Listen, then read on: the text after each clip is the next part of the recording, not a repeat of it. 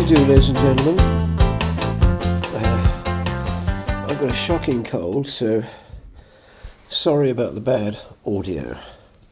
I've also got the sun coming in through the window here, and since I'm in a hotel, I've not got much option for finding quiet places. I'm going to branch out somewhat from the narrow confines of the real estate market. The reason for that is because we are at the beginning of a massive shift in the way we live. Technological development is moving at an increasingly fast pace, and what was normal only a generation ago is now largely history. What that implies is that social change no longer moves at a manageable rate, but changes from decade to decade. At the close of another decade, the world we live in will not be like it is today, and that is going to affect the way we live and how we view work, holidays, and just about everything else. The French seem to be stealing the headlines as I write this. They're having a lot of fun complaining about the pension age being raised from 62 to 64. For those who don't know, the English retirement age is 67. You'll probably think me mad if I suggest that the retirement age should be reduced to 31. Bear with me. The problem is that the pension scheme in France is close to collapse. I'm not sure how it works there, but in the UK there is really no pension scheme at all. There is simply tax collection and public spending, which is ridiculous in the extreme. Let me suggest a different approach. Not that anyone will pay attention, but here goes. Let's first look at how the current state pension scheme works.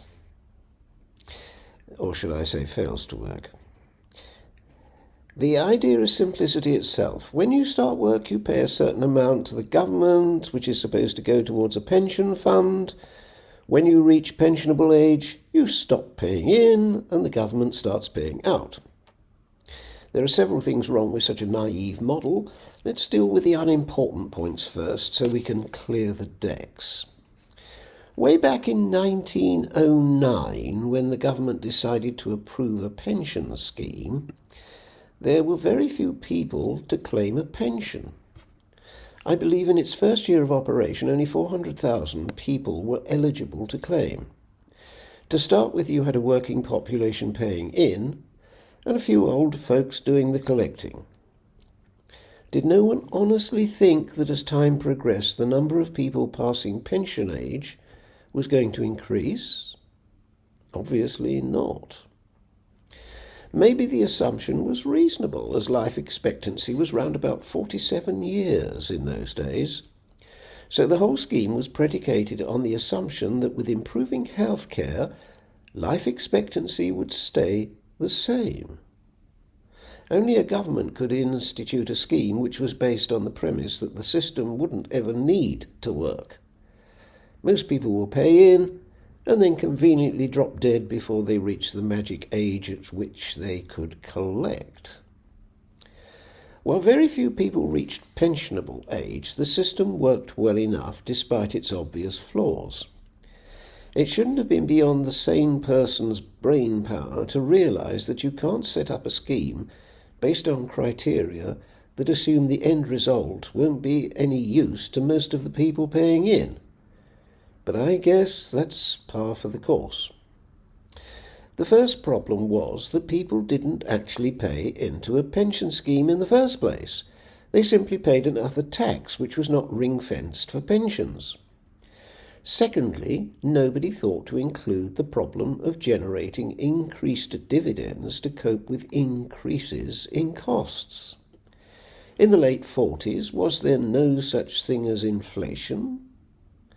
Did government ministers who were busy setting up a nanny state honestly believe this new welfare system would not work, and so people would continue to die before they reached pensionable age? Once again, we have a system set up on the premise that its sister system, healthcare, wasn't going to work either.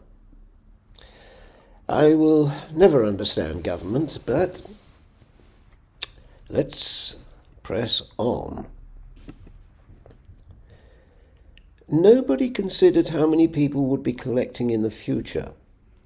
In fact, nobody seemed to have considered a pension fund at all. Instead, all we got was an idea and a reason for collecting another tax. Pensions would be paid out of general taxation. In other words, as far as I can see, there was never a proper pension scheme set up in the UK at all. Let's recall a paragraph from earlier on and have another look at it. The idea is simplicity itself. When you start work, you pay a certain amount to the government, which is supposed to go towards a pension fund. When you reach pensionable age, you stop paying in, and the government starts paying you. This is clearly a case of doing things back to front. Obviously, the correct procedure is not for people to pay into a government scheme so that the government scheme could pay them at a later date. That way lies madness, as we now know. Clearly, what has to happen is that the government pays you to start with, and you end up paying the money back to the government when you die. I would have thought that was obvious. As things currently stand, you start by theoretically building up your pension fund. To do this, you hand money over to the government in the form of national insurance payments. Never mind the stupidity of that money not going into any kind of fund.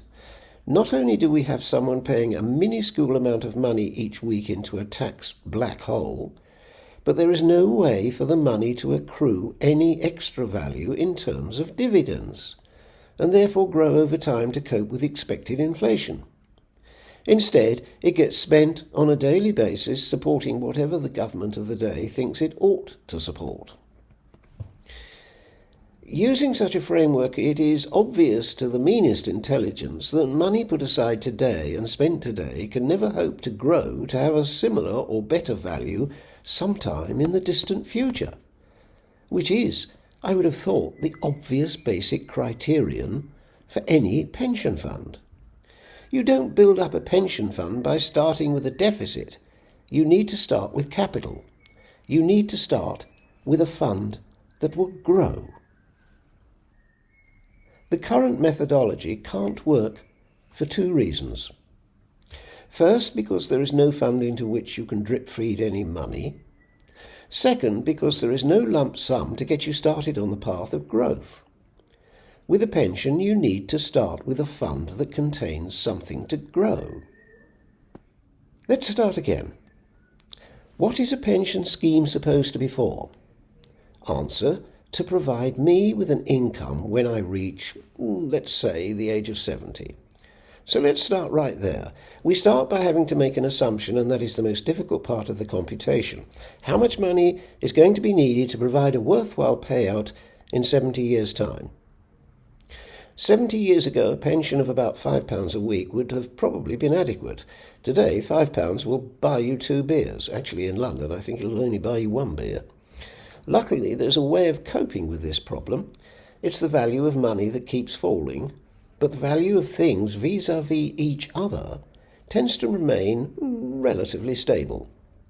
To put that in more solid terms, if 2 beers now cost £5 and I earn £20,000 a year, then I'm willing to bet, and I haven't yet checked, that 70 years ago I would have been earning £250 a year, and 2 beers would have cost me about 6p. Well, I'm rather chuffed. I thought it my duty, after all, to try and check, and came across an interesting online thread. Here's the URL. I'll drop it up onto the screen. It seems a beer would have indeed cost about 6p, but of course that was 6 old pence, which in today's money would be just under 3 new pence. In other words, 2 beers would, as near as damn it, cost the equivalent of 6 new pence. Things in relation to each other tend not to move too far out of that relationship. One obvious anomaly is house prices. However, one would hope that one had one's own accommodation sorted out by retirement age. I would not expect someone to be buying a house after reaching pension age. unless that person was already selling another one. In other words, using currently available statistics, it will be relatively easy to create two variables which would assist in creating a desired retirement figure to work towards. The two variables would only need to retain a stable relationship between each other. If they did not, then adjustments could be made to realign the figures for future computations. The important issue to start with is, what happens at the age of 70 and you decide that you've had enough of work? How much are you going to need in your pension pot?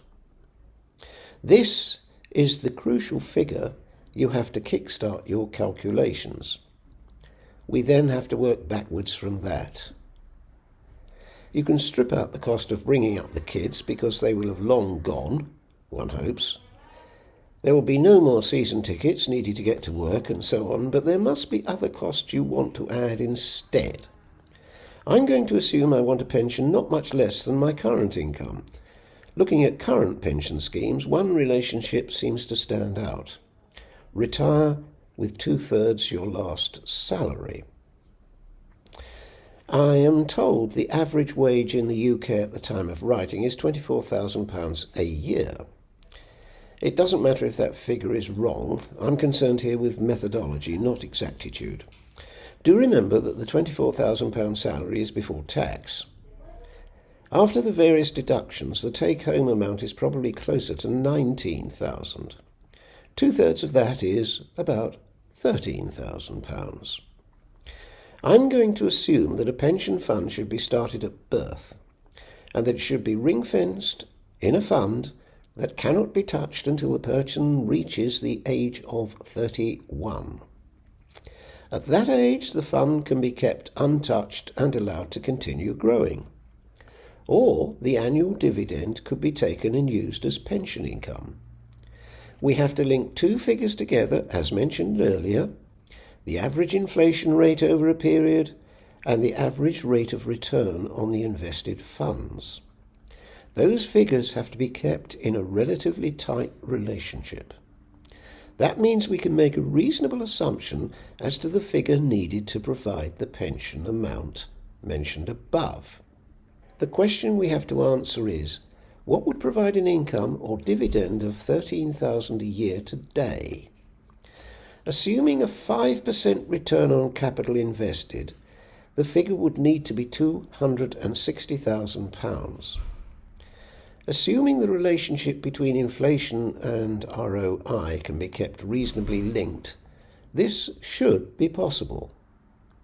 In any event, I note that a 5% return is not particularly difficult to achieve.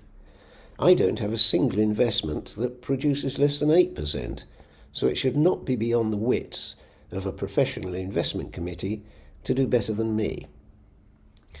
Okay, what do I have to do now to get to that figure?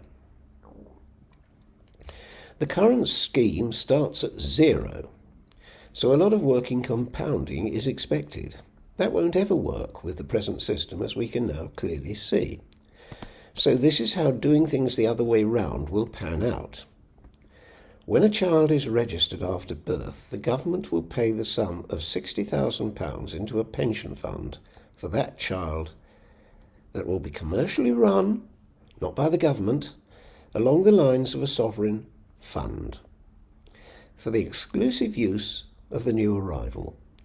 That fund will be invested in some form of securities so as to produce capital growth and reasonably high dividends consistent with a cautious fund.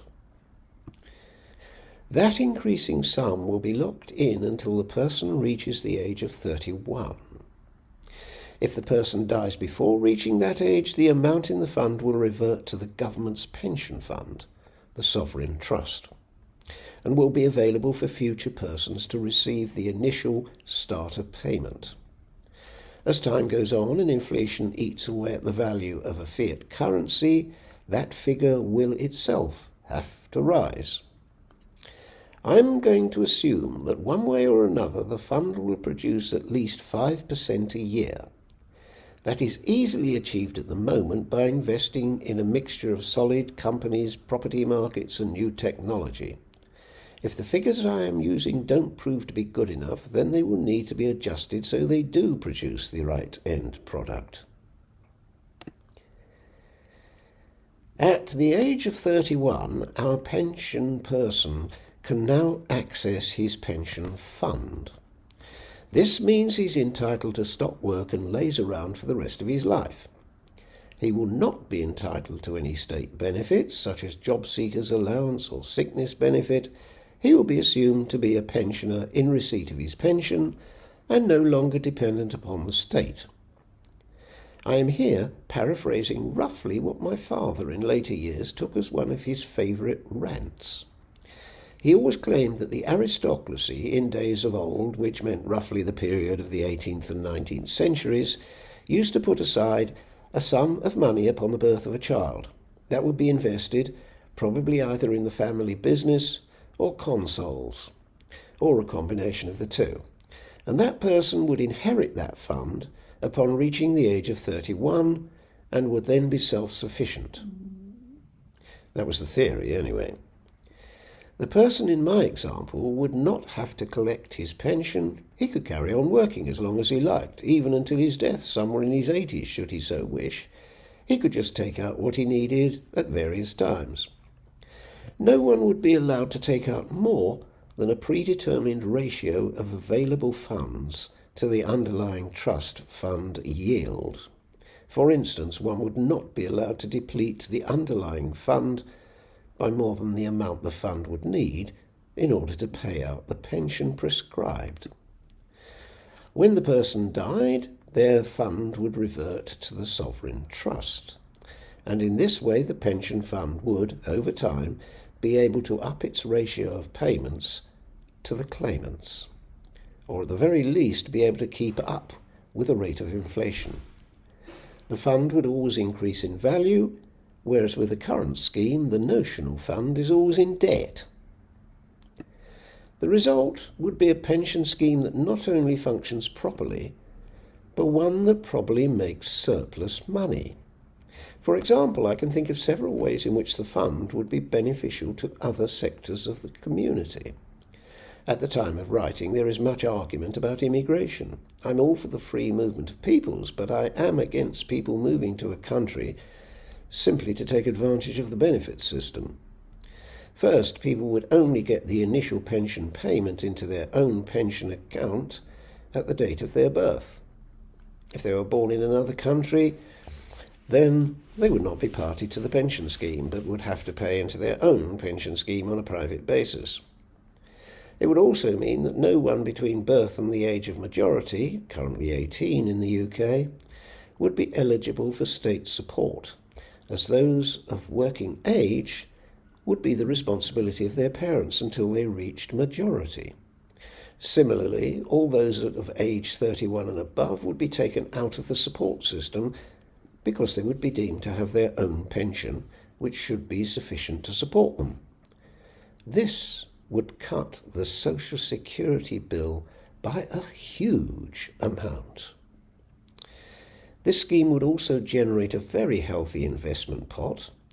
After all, the original tranches of £60,000 would have to be invested somewhere. It would be nice if a significant proportion of this funding was invested in forward-looking technology and most certainly in companies registered in the UK. Such a scheme would also be in place in preparation for the massive amount of job losses there are likely to be once robots and androids have reached the capability to do most of the jobs currently available. That time is not very far down the road. We need to start planning now for mass redundancies in the not too distant future. I discuss this in another blog. So, pension scheme solved. Retire at 31. I told you it could be done.